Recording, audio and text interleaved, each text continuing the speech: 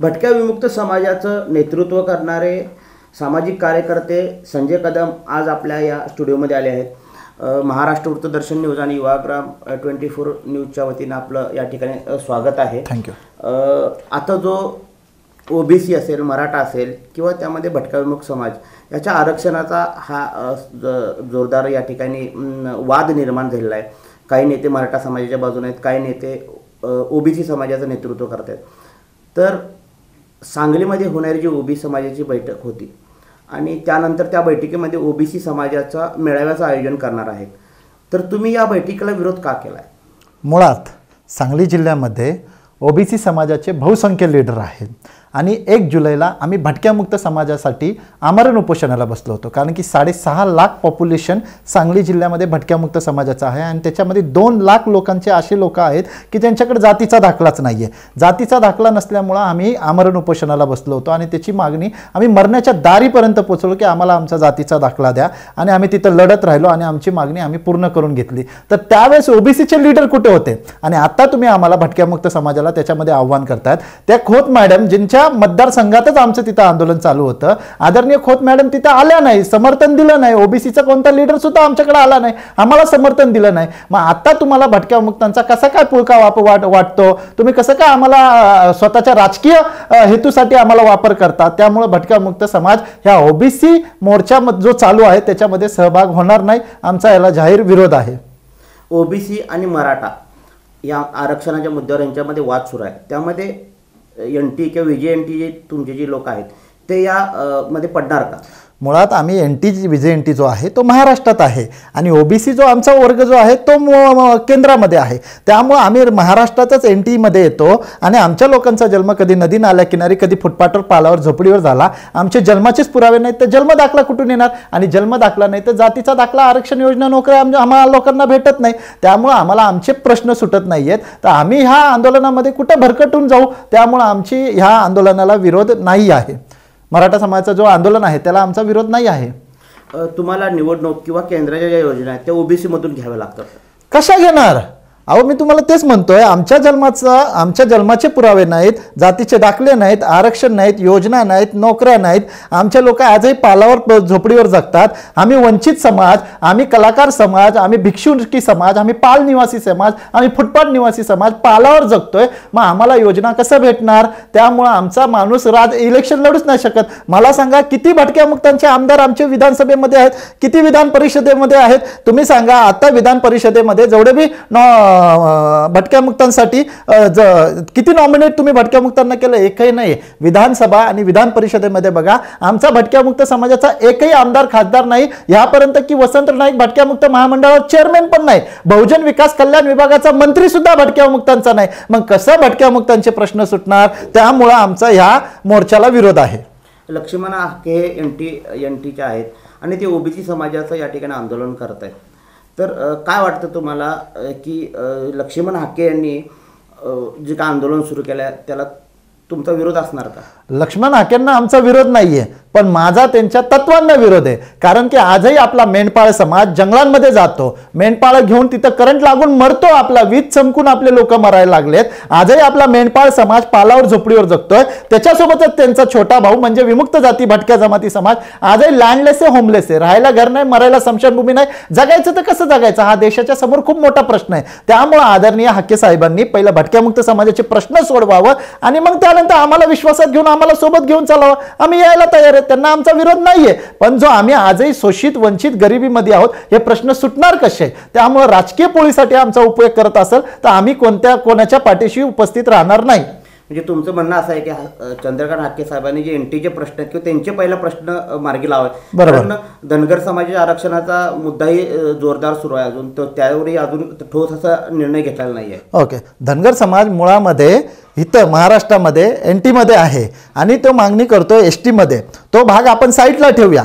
पण धनगर समाजाचे आत्ता जे प्रश्न आहेत, काय मेंढपाळ प्रश्न आहेत, काय पालावर जगतायत, काय झोपडीवर जगतायत, त्यांना अजून कोणत्या योजनेचा लाभ भेटत नाही. आणि धनगर समाज भटक्या मुक्तांचा मोठा भाऊ असल्यामुळं त्याच्यामध्ये भटक्या मुक्तांना पण कोणत्याचे प्रश्न भेटत नाही, कोणत्याच योजना भेटत नाहीत. म्हणून सगळ्यात पहिलं लक्ष्मण हाके साहेबांनी आमच्या या प्रश्नांसाठी लढावं. मग आम्ही लक्ष्मण हाके साहेबांच्या पाठीशी राहू ना, 4.5 करोड भटके मुक्त समाज त्यांच्या पाठीशी राहू. पण त्यांनी जर आमचा जर वापर फक्त राजकीय स्वार्थासाठी करत असेल तर आम्ही कोणीच उभा राहू नाही शकत. राज्यामध्ये वेगवेगळ्या ओबीसीच्या बैठका होतात. त्या बैठकीच्या वेळेला भटका विमुक्त समाजाने एकत्र यावं असं बोललं जाते. मग कोणत्या मुद्द्यावर ते तुम्हाला बोलवतात? आम्हाला ते म्हणतात की भटक्या मुक्त समाजाचा फक्त राजकीय फायद्यासाठी उपयोग केला जातो. कारण की यांचं जे आंदोलन चालतं, यांच्या आंदोलनामध्ये त्यांचं कोणते, आता मला सांगा, छगन भुजबळ साहेब माळी समाजाचे आहेत. ते माळी समाजाचे व्यक्ती त्यांच्यासोबत असतात का? आंदोलन अजिबात नसतो. एकटा फक्त धनगर समाज रस्त्यावर येऊन लढत असतो, फाईट करत असतो. बाकी कोणताच ओबीसी वर्ग त्यांच्यासोबत दिसत नाही. आणि भटका मुक्त समाजला फक्त राजकीय कामासाठी वापरलं जातं. त्यांना पालावर जाऊन थोडेफार पैसे दिले जातात आणि त्यांचे टवाळक्या घेऊन त्या आंदोलनात त्यांचा वापर केला जातो. कोपर्यंत हे चालणार? त्यामुळे आमचा ह्या मोर्चाला विरोध आहे. जरांगे पाटलांचं जे काय आरक्षणाबाबतचं आंदोलन सुरू आहे त्याचं तुम्ही समर्थन करताय का? जरांगे पाटलांची मागणी काय आहे? एक फॉरवर्ड क्लास आणि एक बॅकवर्ड क्लास, जे खरंच आर्थिक मागास आहेत, ज्यांना खरंच काय भेटलेलं नाही. मग मराठा समाजामध्ये आपले जे काय आर्थिक मागास बांधव आहेत, म्हणजे जे एक सक्षम वर्ग आहे आणि असक्षम वर्ग आहे, आणि त्यांची लढाई जी आहे की वंचित मराठा समाजाला कुठेतरी बॅकवर्ड क्लासच्या फॅसिलिटी भेटल्या पाहिजे, आरक्षण भेटलं पाहिजे, असं त्यांची मागणी आहे. कारण की 2 गट निर्माण झालेत, एक बॅकवर्ड क्लास आणि एक फॉरवर्ड क्लास. आणि फॉरवर्ड क्लासमध्ये एक सगळे वरिष्ठ लोक येतात. मग ज्यांनी आरक्षण घेऊन नोकरी झालेत त्यांच्याकडे ते सक्षम झालेले आहेत. आणि ज्यांना नॉन क्रिमिनल, क्रिमिनलच्या आतमध्ये आपल्याला ऑलरेडी आपल्याकडे आर्थिक आरक्षण आहेच. त्यामुळे आपली मागणी अशी, त्यांची मागणी अशी आहे की जे फॉरवर्ड क्लास आणि बॅकवर्ड क्लासमधले जे बॅकवर्ड राहिलेल्या ज्या जाती आहेत त्यांना कुठेतरी पुढे येण्याची संधी भेटली पाहिजे. त्यामुळे आम्ही त्यांच्या सोबत आहे. त्यांनी जर आम्हाला आवाज दिला की भटक्यामुक्त समाजाला पण एकत्र या, तर आम्ही सगळेजण एकत्र यायला तयार आहे. कारण की आम्ही पण वंचित आहे, आमचा पण विकास नाही झाला. आजही आम्ही पालावर राहतो. आम्ही कलाकार समाज, त्यानंतर पाल निवासी समाज, डेरा निवासी समाज, आमचे राहायचे खायचे वांदे आहेत. मग आम्ही त्यांच्यासोबत कशाला विरोध करू? कारण की आजही तुम्ही बघू शकता आमच्या ज्या बाया आहेत, 4.5 करोड आमचं पॉप्युलेशन पूर्ण महाराष्ट्रामध्ये आहे. आणि त्याच्यामधल्या 2.5 करोड महिला अशा आहेत की ते मराठा समाजाच्या पालावर, त्यांच्या शेतावर, बांधांवर जाऊन आहे ना आपला उदरनिर्वाह करतात, म्हणजे आपला मजुरी करतात. आमचा कलाकार समाज, आमचा पाल निवासी समाज, भिक्षुकी समाज, तो काय करतो? त्याचा कलाकार क्षेत्रामध्ये त्याचा उदरनिर्वाह होऊ शकत नाही, घर चालूच शकत नाही. त्यामुळं आमच्या बाया सुद्धा काय करतात? त्यांच्या शेतामध्ये जाऊन काम करतात. मग तुम्ही आमची मजुरी छिनत आहात, म्हणजे काय करताय तुम्ही? आमचं मजूर पूर्ण आमचं सत्यानाश करायला लागले तुम्ही. त्यामुळं आम्ही मराठा समाजाच्या विरोधात जाणार नाही. तुम्हाला लढायचंय तुम्ही लढा. आमची मागणी वेगळी आहे. भटक्या मुक्तांची मागणी काय आहे की राष्ट्रीय स्तरावर भटक्या मुक्तांसाठी स्वतंत्र कॅटेगरी झाली पाहिजे. कारण की भटक्या मुक्तांना राष्ट्रीय स्तरावर स्वतंत्र कॅटेगरी झाली तरच भटक्या मुक्तांचा कुठेतरी विकास होईल. त्यामुळं आमच्या या आरक्षणाला, त्यांच्या मराठा समाजाच्या आंदोलनाला विरोध नाहीये. म्हणजे ह्या दोन्ही समाजाच्या जे काय ओबीसी आणि मराठा समाजाचे आंदोलन सुरू आहे त्यामध्ये तुम्ही पडला तर तुमच्या रोजीरोटीचा प्रश्न निर्माण होईल असं वाटतं काय? मग आमचं रोजीरोटी आमची छिनली जाते ना. मला सांगा, आज आमचा मोठा भाऊ मराठा समाज आणि त्याच्या बांध्यावर त्यांच्या शेतामध्ये आमच्या बाया जातात तिथं उदरनिर्वाहासाठी. मग आमच्या बाया उदरनिर्वाहासाठी जातात, मग आमची रोजीरोटी छिनली जाते तुमच्या भांडणामध्ये. मग आमची रोजीरोटी छिनली नाही गेली तर परत आम्ही पालावरच जगायचं, फुटपाथवर जगायचं. त्यामुळं भटक्या मुक्त समाजाला तुमच्या दोघांच्या भांडणामध्ये परपटू नका. आम्हाला त्या भांडणामध्ये पडायचं नाहीये. प्रकाश शेंडगे आणि छगन भुजबळ साहेब हे ओबीसी समाजाचं या ठिकाणी नेतृत्व करतायत, आंदोलन उभं करतायत. तर त्या आंदोलनामध्ये भटका विमुक्त समाजाला ते घेतील का?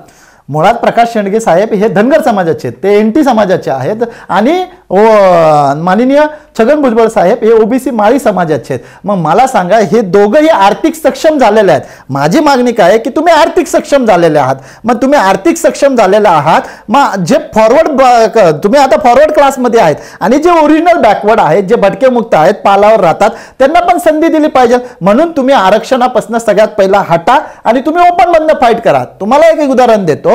येवला मतदारसंघामध्ये सगळ्यात जास्त मतदान कोणाचं आहे? तर भटक्या मुक्त समाजाचं आहे. मग तिथं भटक्या मुक्तांचा आमदार व्हायला पाहिजे. मग त्याच्यासाठी छगन भुजबळ साहेब आरक्षण सोडणार का? तुम्ही सगळ्यात पहिलं आरक्षण सोडा. तुम्ही सगळ्यात पहिलं तिथून पदावरनं हटा आणि मग तुम्ही समाजसेवेच्या बाता करा. तुम्ही एकीकडे म्हणता की भटक्या मुक्तांनी या आंदोलनामध्ये, आणि इतक्या वर्षापासून मी लहानपणापासून छगन भुजबळ साहेबांना बघत आलेलो आहे, त्यांनी फक्त आमचा आहे ना वोटिंग पुरताच वापर केला. आम्हाला काय दिलंय? आम्ही आमच्या प्रत्येक संघटनेनी त्यांना निवेदन दिलंय. एकतरी निवेदनाचं उत्तर त्यांनी दिलंय का? विचारा बरं त्यांना.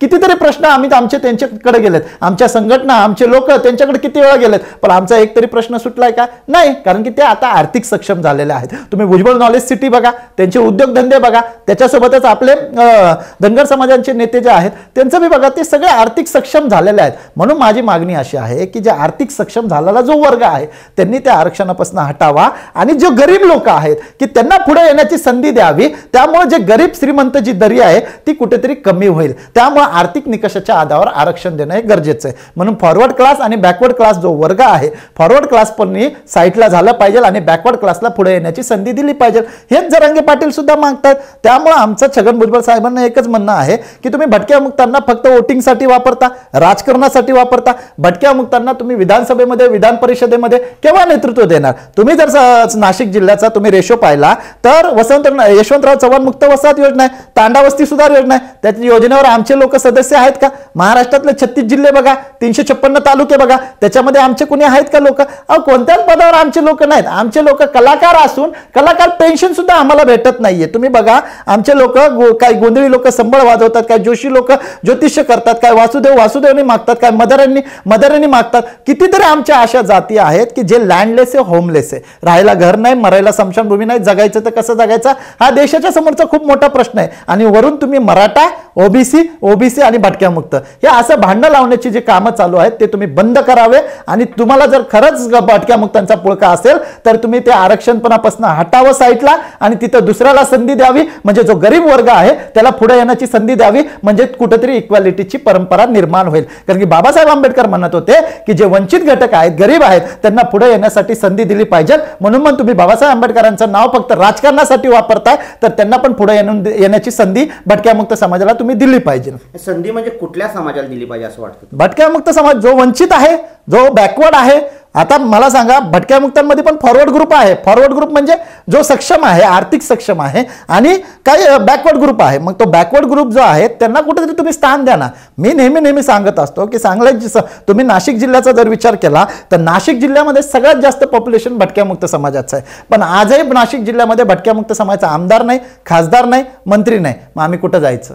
हा लय मोठा प्रश्न आहे. मग छगन भुजबळ साहेब जे ओबीसीचं आंदोलन चालवायला लागलेत, मग त्यांना आमचा एकच प्रश्न आहे, तुम्ही इतक्या वर्षापासून तुम्ही ज्यावेळेस सेनेमध्ये होते त्यावेळेस तुमच्या हाताने माझ्या बापाने ऑफिसचं उद्घाटन केलं होतं, तेव्हापासून आम्ही तुम्हाला ओळखतो. मग तुम्ही आजपर्यंत भटक्या मुक्तांचे प्रश्न का नाही सोडवले?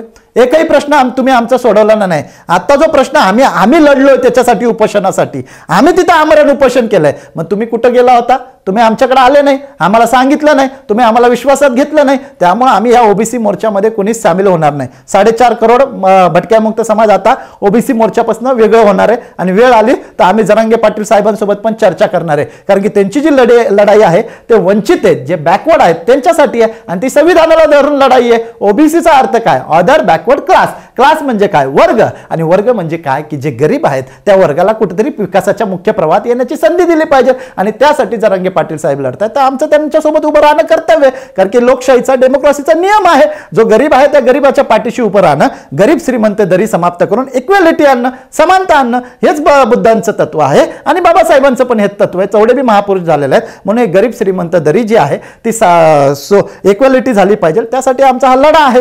त्यामुळे आमची लढाई आम्ही सरकार समोर ठेवतो. त्यामुळे आमची मागणी अशी आहे की राष्ट्रीय स्तरावर आम्हाला भटक्या मुक्त जाती जनजाती समाजासाठी स्वतंत्र कॅटेगरी झाली पाहिजे. आमचा त्याच्याशी पाठपुरावा पण चालू आहे. मग तुम्ही राज्यामध्ये आम्हाला काय भरकटवत आहे? आमच्या राज्यामध्ये आम्ही एनटीव्ही व्हिजेंटी हा आमचा वेगळा गट आहे. आम्ही ओबीसी मध्ये येतच नाही राज्यात. अजून आमच्याकडे जातीचे दाखलेच नाही, तर मग आम्ही सेंटरचं ओबीसी कसं घेणार? राज्यामध्ये एनटी मध्ये आहे आणि स्टेटमध्ये ओबीसी मध्ये आहे. आमच्याकडे अजून एनटीचे सर्टिफिकेट नाही तर ओबीसीचं कुठून येणार? त्यामुळे आम्ही ओबीसीच्या ह्या लढाईमध्ये आम्ही थांबणार नाही. आम्ही त्यांच्यासोबत आमची लढाई आम्ही स्वतः लढू.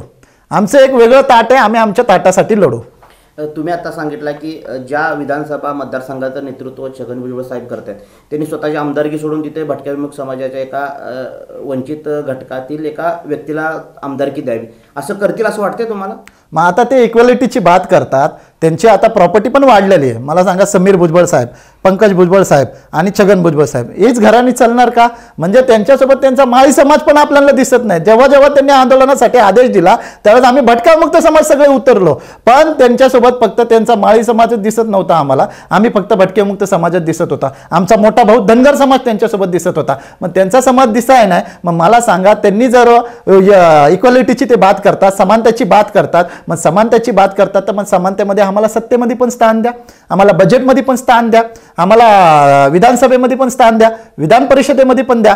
तुम्ही मी मगाशी सांगितलं ना, आमचे किती आमदार आहेत? आमचा एकही आमदार नाही. आमचा किती खासदार आहे? आमचा एकही खासदार नाही. अहो तुम्ही UPSCचा रेशो काढा, त्याच्यामध्ये आमचा एक बी IAS नाही, IPS नाही, IFS नाही, IRS नाही. मग मला तुम्ही सांगा की मग छगन भुजबळ साहेब इतक्या वर्षापासून लढतायत, मग तुम्ही आमचे भटक्या मुक्तांच्या समाजाचे प्रश्न का नाही तसेच का नाही सोडवले? आजही प्रश्न, तुम्ही मंत्री झाले, तुम्ही खूप मोठे मंत्री झाले, तरी आजही प्रश्न तसेच आहेत. मग आता ते म्हणतात की भटक्यामुक्त समाजाने त्या लढाईमध्ये उपस्थित राहावं. मग एक काम करा, तुम्ही एका येवला मतदारसंघ खाली करा आणि तिथे भटक्यामुक्त समाजाला लढू द्या ना, त्यांना निवडून आणा तुम्ही. आता तुम्ही तर फॉरवर्ड क्लासमध्ये गेलेला आहेत, म्हणजे तुम्ही डेव्हलप झालेले आहेत, आणि जो बॅकवर्ड क्लासमध्ये राहिलेला वर्ग आहे त्याला पुढे येण्याची संधी द्यावी. हीच मागणी आमची आहे ना छगन भुजबळ साहेबांकडे. कारण भुजबळ साहेबांची प्रॉपर्टी बघितली तर तिथं भुजबळ नॉलेज सिटीमध्ये भटक्यामुक्तांच्या किती विद्यार्थ्यांना तुम्ही फ्रीमध्ये शिक्षण दिलं? किनीच नाही. मी स्वतः ऍडमिशनला गेलो होतो, आम्हाला नाही भेटलं तर. म्हणजे विचार करा की तुमची प्रॉपर्टी एवढी वाढायला लागली, आणि जो पालावरचा जो समाज आहे आजही तो डमरू घेऊन फिरतोय, आजही तो संबळ घेऊन फिरतोय, आजही तो पंचांग घेऊन फिरतोय, आजही तो चिपळ्या घेऊन फिरतोय, आजही तो भिक्षुकी मागून जगतोय, पालखी मागून जगतोय. मग ते प्रश्न, तो तुमच्या आंदोलनात आल्यावर तो खाणार काय? त्याचं जीवन कसं चालणार? त्यामुळं मराठा समाजाच्या जीवावर हा समाज जगतो. त्यामुळं आमची मागणी अशी आहे की मराठा आणि भटक्यामुक्तांमध्ये OBCच्या लिडरांनी भांडणं लावू नये, नाही तर OBCच्या लिडरांना आम्ही धडा शिकवल्याशिवाय राहणार नाही. ही आमची मागणी आहे. नाही, आता तुम्ही 22 राज्यांमध्ये 7.5 वर्ष झालं तुम्ही फिरता, 4.5 लाख किलोमीटरचा प्रवास पूर्ण केला, 2.5 कोटी नोंदी घेतलेल्या आहेत.